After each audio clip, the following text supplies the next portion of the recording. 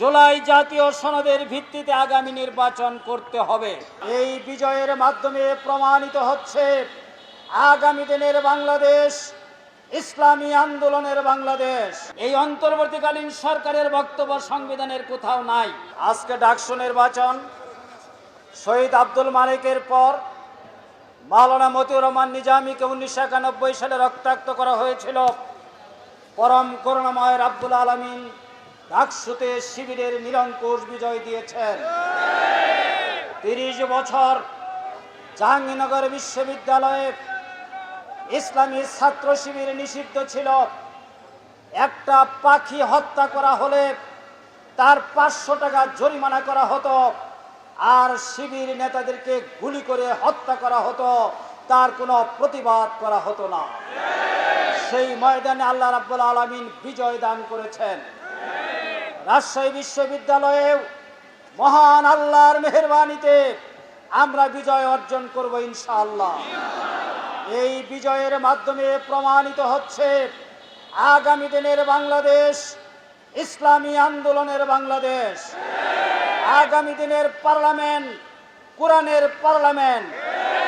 আগামী দিনের বঙ্গভবন আল কোরআনের বঙ্গভবন ইনশাআল্লাহ। সংগ্রামী বন্ধুগণ, আজকে অনেক ষড়যন্ত্রের কথাই আমাদেরকে বলতে হচ্ছে, কারণ এক শ্রেণীর টকশোজীবী যারা মিথ্যার প্রচারণা চালিয়ে জনগণকে বিভ্রান্ত করেন, তারা বলছেন এবং নেতৃবৃন্দ এখন বলা শুরু করেছেন ঢাকা বিশ্ববিদ্যালয় নাকি ছাত্র শিবির পরিচয় দিয়ে বিজয় হয় নাই। আপনাদের কথা মেনে নিলাম, আপনারা যারা হেরেছেন তারা তো দলীয় পরিচয় নিয়ে নির্বাচন করেই হেরেছেন। সুতরাং আপনারা আগামী দিনে দলীয় পরিচয় নিয়ে নির্বাচন করে হারার প্রস্তুতি গ্রহণ করুন। বাংলাদেশের মানুষকে বিভ্রান্ত করা যাবে না। আজকে আমরা দলীয় এজেন্ডা নিয়ে মাঠে নামি নাই।